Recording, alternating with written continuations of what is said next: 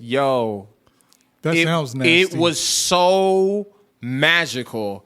These guys playing that quartet groove, and when they got to the drive, I was literally just sitting there like, oh my God, the more they do this, the more they keep going. Yes. Don't stop. Yes. Keep driving. And it was just like, because it just feels so good. Welcome back to the Music and Them podcast. I am Legendarius. Hey, it's Sam God in the building. Okay, that was good. That was good. He's good with intros. Yeah. It's a special talent. Yep. My name is Damani Rose. I'm the founder of DrumTrax, and welcome to the Music and Them podcast. And if y'all like the name Music and Them, because I like it. I almost don't care if y'all like it, and I'm playing. We're still accepting submissions for names. Right, but but if you like Music and Them, put it in the comments. Like, yo, we trying to figure this out. Music and Them. And also download the DrumTrax. I was about to say DrumTrax podcast. Download that too. Right. For sure. Download the DrumTrax app right now and start practicing. It's lit. Yeah, man, I'm telling you, at this point, it's probably over 300 drumless tracks on the app and on the website for you to stream with DrumTrax streaming subscription. And we also have DrumTrax Premium, which is, the whole nine. You get the streaming, you get over 250 our library of over 250 drum lessons and courses, the private Facebook group where we go live every week, the whole nine. Red carpet treatment. You know what Red it is. carpet. If you're ready to take your drumming to the next level, you know where to go. Listen, let's get to it, Let's guys. go. So today we're talking about the pocket. And what is the pocket? What is the pocket? First of all, let's just point out that it is something kind of intangible. I mean, you can't quite. I don't know if I agree with that because I keep my hands in my pocket all the time. And so at the end of the day, especially before gigs, because it gets cold, right? Especially if you've ever played a gig outside and it's just like freezing. Victor Wooten said it best. People. He said, you can't play no groove if you ain't got no pocket. So where you find a pocket at? Like, where can I go buy a pocket? Like, you got to go to your grandmama and them house and eat some hog maws. because that's what a pocket is. It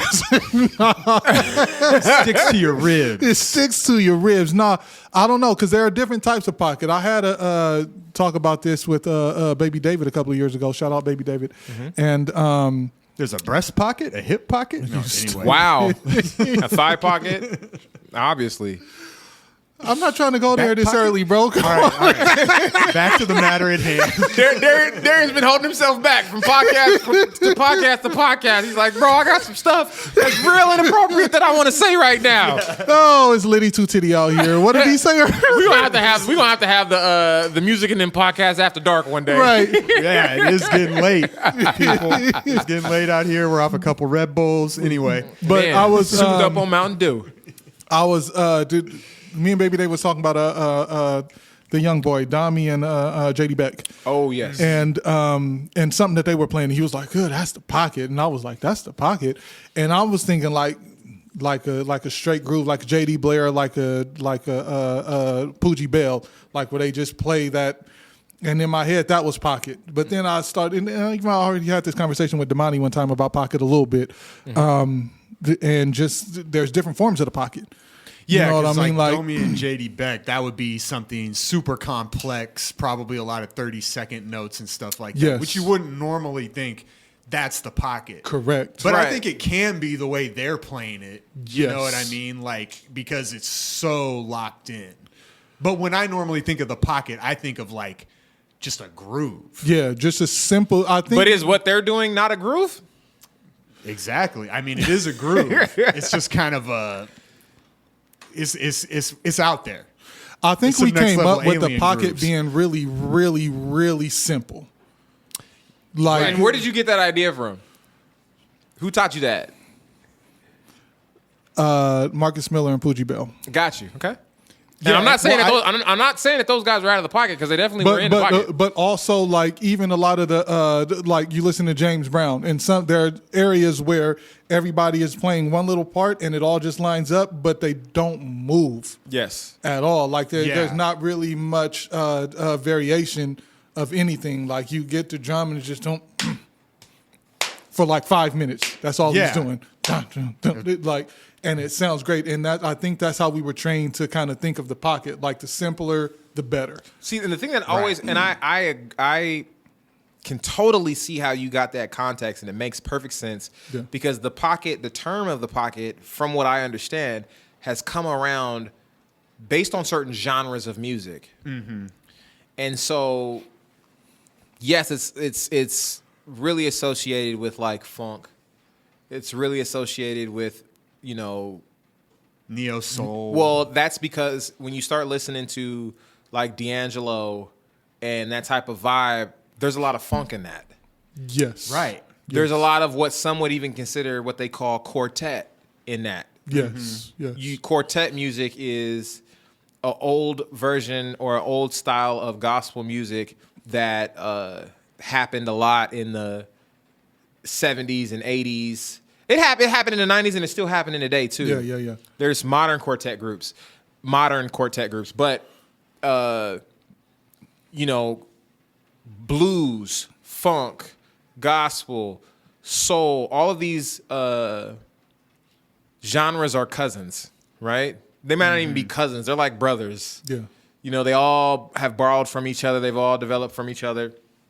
And so, yeah, like that term, the pocket, came from there. And so there's certain genres of music, like when James Brown did his thing, they play a groove and they would stay right there and it would become hypnotic almost. Yes. Right? Yeah. Like it'll put you in a trance. That's the hypnotic part to me. That's what I think of. My first experience with that type of thing was in church.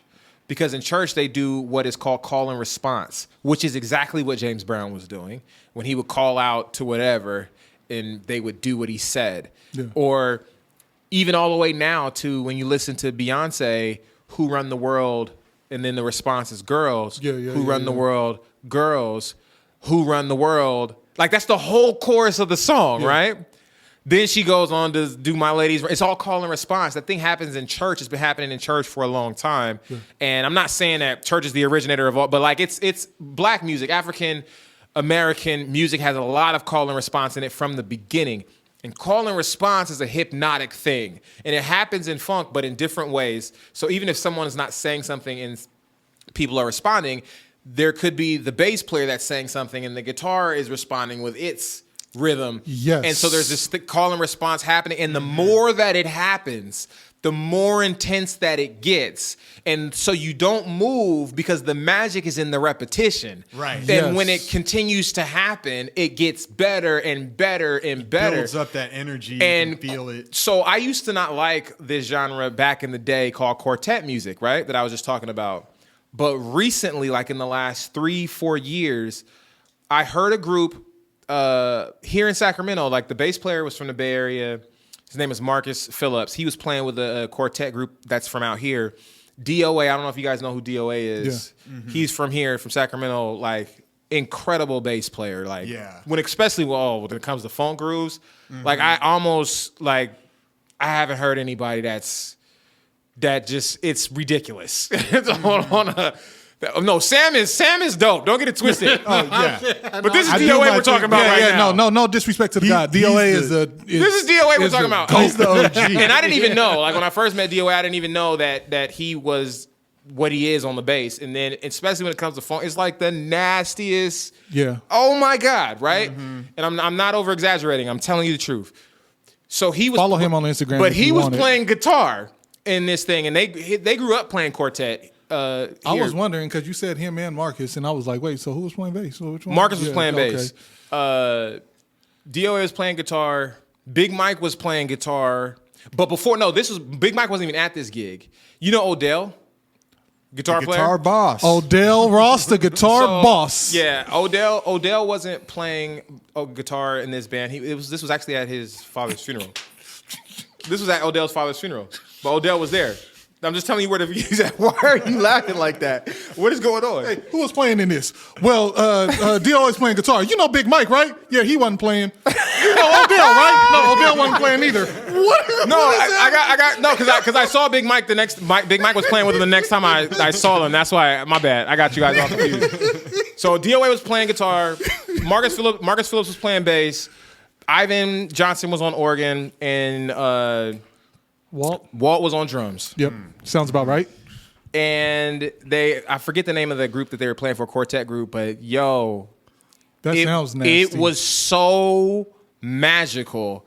These guys playing that quartet groove, and when they got to the drive, I was literally just sitting there like, oh my God, the more they do this, the more they keep going. Yes. Don't stop. Yes. Keep driving. And it was just like, because it just feels so good. Hey, you know what? I just want to take a side note, because sometimes me and Courtney will see some of these young cats and we'll tell them they'll be playing something, and me and Courtney will be sitting there and we'll yell out to them, "Don't move!" Yeah. Don't move. And they're always looking at us crazy. You heard it. You heard it. No, some of those moments you got to stay right there. Right, like, you're in the magic. It takes, but you got to understand though, when you're a super young musician, I experienced this. You don't know. You don't know when you reach that spot unless you've been playing with older guys who taught you how to recognize when you got to that place. Yeah. But this is also what we're talking about is genre specific in most cases. Like if you're playing a groove and you find that magic spot, and you're like, oh, that's it. Stay there. And you stay there. Oh my God. It is like I can't explain it in any other way other than to say like literally God comes in the room. And you stay right there. And it's just like, yo, that's it. So I used to not understand that thing. And I used to be turned off by musicians who would tell me that, oh, you just need to do this. You just need to do that. And to this day, I still feel like the advice is good advice as long as it's in context. As long as you're saying, hey, in this situation, this is the best decision to make because of these things. Because that doesn't always translate depending on the music you want to play. Yes. I wanted to play jazz and some fusion stuff. And I played with guys, like when we first started Mino Yancey, Christian, who's our bass player, he came in and he was like treating the gig like how you would treat a gig if you're trying to be like, hey, I don't want to be all over the place. I'm gonna play my part and just do my thing. And it was just kind of like, yeah, but this is not the place for that. Yeah, yeah. We need you to go in. This is the place where we actually want you. Yeah. And we want you to contribute, and we want your personality, and we want you to bring it's not too much in this. Yeah, take some risks. But when you are taught wholeheartedly that the only way to be a musician is to do things this way, because the pocket means playing nothing and never moving, or playing very basic and never moving. Mm-hmm. While that is true, it can if that's the thing that's true for everything, then you're being a messed up spot. You have to be able to understand it in context. So like the example that I use, back in the day, I had the Dennis Chambers in the Pocket VHS tape. Old school. This is a first time I ever seen anyone outside of church play the drums, right? Okay. And I was like amazed because Dennis Chambers was using his hands and going really fast. In church, you use your foot a lot to go in between notes, and your foot's really fast. Yeah. But his hands were really fast because I saw the Serious Moves tape first, for the record. Dennis Chambers Serious Moves. If you haven't seen it, you need to watch it. There's clips of it on YouTube, so look up Dennis Chambers Serious Moves. But also look up Dennis Chambers in the Pocket. And he talks about how he learned about the pocket. And he talked about, I think it was, he was playing with Parliament. And when he was playing, was it Parliament or was it Sly? No, it wasn't Sly, it was Parliament. I think it was, yeah. But he was talking about what they meant when they said the pocket. Because the guy in the interview asked him, like, well, what is the pocket? He goes, well, what they were talking about is playing the groove, but not like right on the beat, but being like right behind it, or it might have been like a little bit in front of it. Okay. For them. He said, but these are the exact words. And if I find the clip, I'm going to post it. He said, that's what they meant by the pocket. Right. And so at that point, I didn't realize it then. I just was like, oh, that's what he means when they say the pocket. This is what everybody means when they say the pocket. No, but going back and watching it as an adult, I realized the pocket, there's no universal definition. The definition that I came up for it was when you play a groove that feels like magic. Whenever it gets to that point where it feels like magic, that's the pocket for that situation. Mm-hmm. And some songs are written to be a certain way, and someone has already discovered what the pocket is for this, and they have decided that this is what it is. And if you're playing a record, then you need to play what the pocket is for that song. Instead of thinking that the pocket is just one thing, it's kind of like this intangible thing that has a shifting definition based on the situation. I would say, in thinking about it as we're talking about it, that the pocket has to have something deliberately repetitious. Yeah. Right. I was thinking about that with some of the Mino stuff, and I can't remember none of the names of the songs. But the one that's like, That's The Adventure. That those 3 hits are the things that are like the pocket. That glues it together. Yeah, to me, well, the pocket, and I think he was hitting he was doing like 2 and 4 on the floor on the bass drum. He was literally the groove was 1 and 3 on the kick, 2 and 4 on the snare. The It was whole boom, song. cat, boom, cat, boom, cat. So it was like, And he boom, was just t- on- t- boom. yeah. Yeah. And so no, the snare was only on beat 4. So it's like boom, boom, cat, boom, Yeah. boom, cat, boom. But because of some And of it the stuff that y'all throwing in between, it made it sound like it was busy, for lack of a better word. Yeah. But it wasn't. It was Yeah. just like Yeah. Like, and so I think the pocket is just really just having something that is more or less deliberately like, okay, we're all gonna be here together. Yeah. And we can do whatever we want, and as long boom. Yeah. Boom. And there could be some freedom in the pocket too, as Yeah, long yeah, as it doesn't yeah. take away from the feel, the essence. It doesn't take away from what the intention of that moment is supposed to be. Yes. And It's not almost everybody like- has to meet at that point.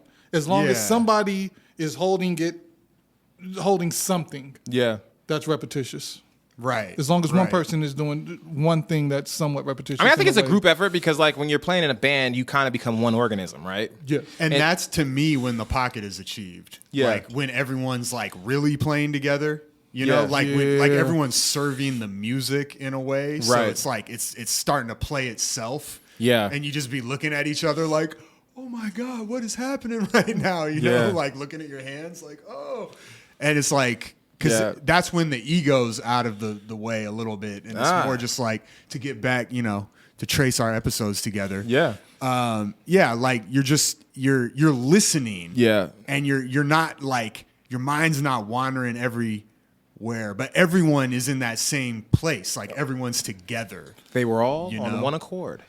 They were all with one accord. Let's And go. they had found the pocket. Yes. I think that sometimes that lack of ego makes the ego stronger. Like there's nothing there. Okay, like speaking of George Knapp, the few times that we've like really, really gotten into that pocket, like there was a couple of times where I couldn't even believe what happened. Right. But we were just completely out of ego and we were just all in sync. But then when we came off the stage, I was like, hey man, there's nobody better right now. Nobody There's can see nobody better right We now. the best. Call Mino. Let's have a battle. But then it's like it's like sometimes the music calls for you to step forward. Yes. Yes. You know, yes, but yes. you're still servicing the music. Yes. Yeah, It's definitely. like this is my time. It's almost Yeah. like you're being called forth, not because Yeah. like the band leader's telling you to or something. I like felt that. like the I was music just a told you to come space. forth. Yeah. And it's like I can step. It's like if you're playing sports or something, and it's Yeah. like I'm open. You know Yeah, what I mean? yeah, yeah. Like, give me the ball. yeah. It's like, and then you're just stepping in and doing what you're supposed to do. And if your team recognizes that you're hot that night, they'll keep giving you the ball. Exactly. And they'll get out the way and let you Yep, they're do like, what you do. it's his night right now. Yes, Like, and like it- when let him Jada Chris shine. destroyed Dipset. Did y'all see that? No? Yes, I Okay. did see Yeah. that. Well, I didn't see it, but I saw afterwards. Yeah. Because I haven't watched any of the verses live. I just can't do it. Yeah, But yeah, it's all good. Oh, the Bone and 3-6 Mafia. I didn't watch it. I heard that they scrapped. Yeah, Did they got scrap? it. Got a little. There was a little. it's so ridiculous. little kerfuffle on stage there. It's so ridiculous. Busy Bone was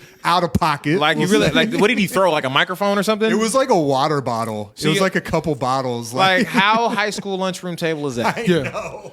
He came They out. got to be in their 40s now. To 50 something. Oh yeah, yeah. Big time, bro. These Yeah. guys. I remember I used to Everyone else was having a good time, but Busy was just. I used to be scared of in that his bag. Crossroads video when they would get to the point of guys he touched his head or something, his eyes would like go black or something. After I saw that, I said I'm never watching this music Like that's video. some demonic stuff. Nightmares, bro. I couldn't watch. My brother brings it up all the time. Like my mom, for some reason, had rented the Thriller tape back in like Thriller was hard. but back it in was like scary, 80 though. back in like Yeah. 89 when I was like 3 years old.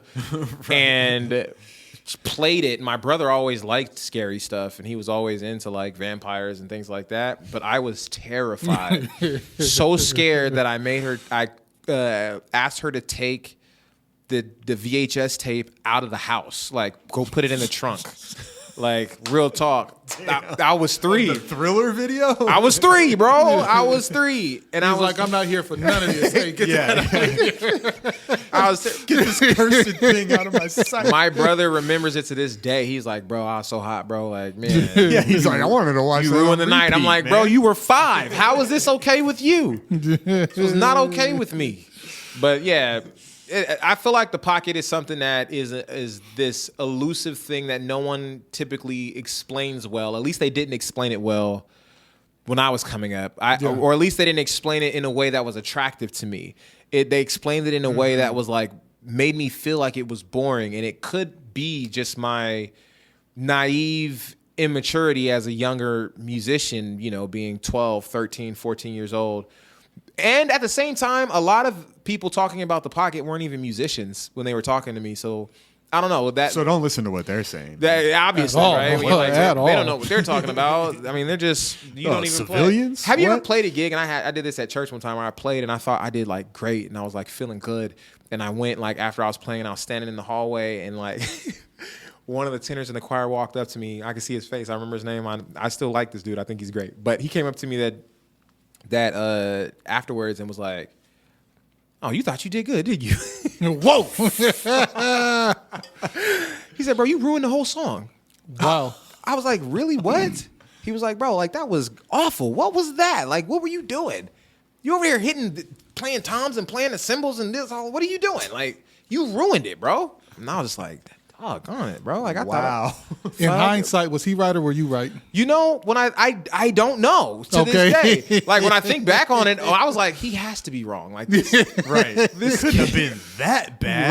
Right. it was great to me. Like Yeah. but Yeah, you were actually feeling good about it. yeah, but You at were the same on cloud time, nine. like I've seen musicians think that they are smashing and it not be a good thing. Like Van Carter says, I'm killing it right now. That's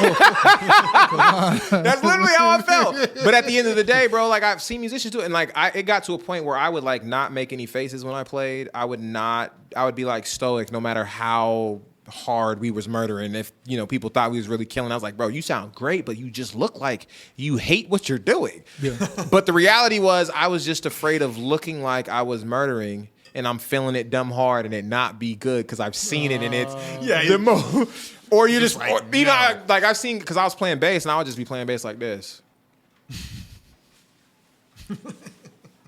And people be like, bro, like Just you were playing murdering bass. That like couple of times you subbed for us on bass, you would do that. I remember that. you say what? When you were subbing for us on bass at at like, church. yeah. And he would be murdering and he would just be there like this. I mean, there's Just you know, so right. Sometimes it's literally like, well, I don't want to look like I'm killing because you don't look like you're full of yourself, Yeah, or I don't yeah, want to yeah, look like yeah. I'm murdering when you're really not murdering. Yeah. Because I mean, I've seen people, especially like singers, got it bad where they're just like, the finger up and everything, and the neck is moving and it sounds a mess. Have you ever seen a singer do that? Oh yeah. I talked They to a move more when it's non-musician not recently, and they were talking about a drummer who shall remain nameless, and I was like, he's trash. Jesus Christ! and she was like, Not the T and the R separate. He is trash. 4 syllables. but right, but basically it got into the performative aspect because oftentimes when you're killing and you're doing all the actual cool stuff per se, you're impressing the other musicians. That's true. But even if you don't sound that great, when you're doing all of that, you're impressing the audience that's Yeah. paying to be there. Right, but So- you want to sound like I've seen people do it and just be off key, like you're Oh not. no! I mean, at least be on key. You Like don't- yeah. literally meme worthy performances that if I got on video would go on Instagram and go viral because because of how bad it was. of how bad it was. Yeah. Just I mean it's just you have you ever seen something where you're embarrassed for the person? Like Yes. you're like you physically feel the embarrassment. You're I just start like, sweating when that happens. Oh, stop, please stop. God. It's painful. God, no, you're still going. But like, yeah. I gotta leave the room sometimes. Bro, Get some fresh air. I can't watch this.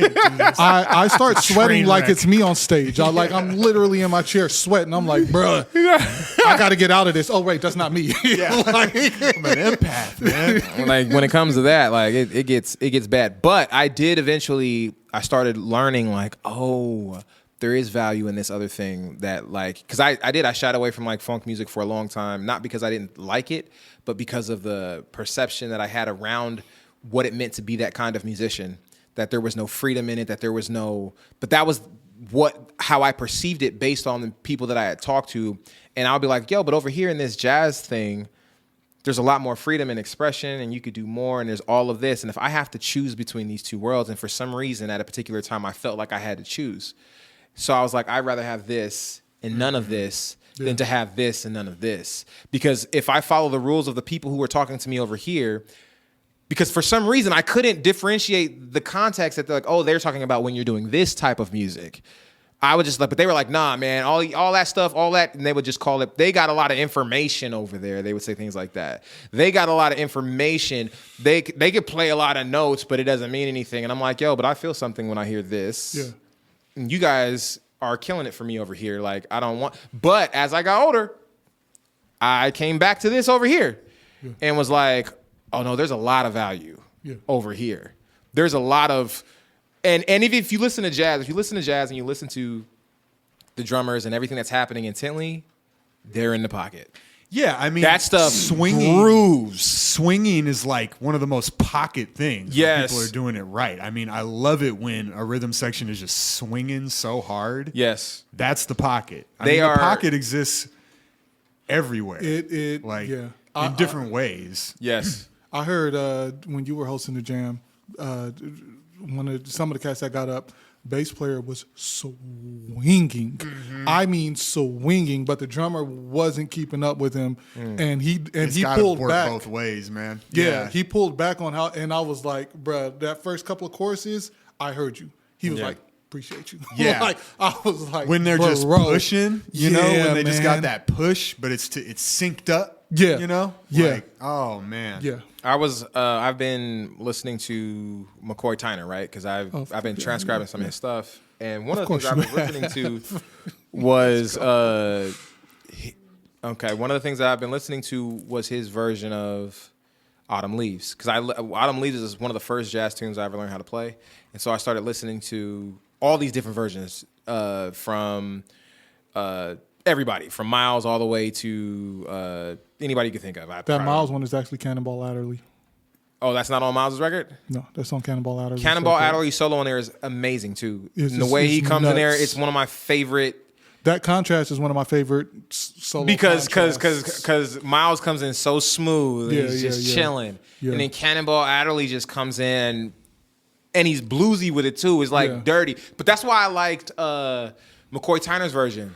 Because his was was super dirty. Yeah. And then when you listen to the beginning of it, the way he's playing of it, it's literally funk.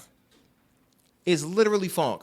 It's jazz, but when you listen to how you got to listen to it. After this podcast, I'll play it for you on the phone so you can hear what I'm talking about. And the chords that he played and how he played it, he was using the Dorian mode, but it was some of the funkiest. And the way they was... Can we go off on a quick tangent? We got like 2 minutes, but go ahead. Okay, here's a tangent that I want to go on for all you modal people. It's all the same thing. I'm going to say it real fast. It's all the same thing. Everybody says D. Dorian is just C major. Just play C major. Stop it. But don't butt me. Don't butt me. We got less than a minute, and I'm going to take this whole minute for the next podcast. It's not. It's not. So, yes, it is, like, technically, diatonically, the notes are the same. Yes. But it is not the same. D. Dorian is not C major. It's just not. It is. Let's do it. Let's do it. Have a different tonal center. This is a drum thing. Period. But when that happens, it's different. Well, D Dorian is closer to D minor than it is to C major. Sonically, when you hear it. Yes, but I guess because I play guitar, if you're soloing in the Dorian, yes, you could. When you're soloing, I just see the C major scale. D major. If you say D Dorian, I just see the C major scale notes on the whole neck. Yes, I understand. I do think about the fact that it's D, but that's the thing that I see. If that makes sense. Think about it differently when you go to next time you go to do it. Think about it differently. We'll talk about it. Yeah, let's go. That's definitely a conversation we need to have. But we ran out of time. We appreciate y'all tuning in. Go download the DrumTrax app and keep on listening to the Music Nim podcast. Because you can work on your pocket that way. But get your pocket together. Practice with Legendarius. And tell me what you guys think your pocket is in the comments. We'll check you guys. Wait, go ahead. It's all good. good. It's a Sam guy. He doesn't exist. No, I'm Damani, the founder of DrumTrax. We'll check you guys on the next one. Peace. Holla.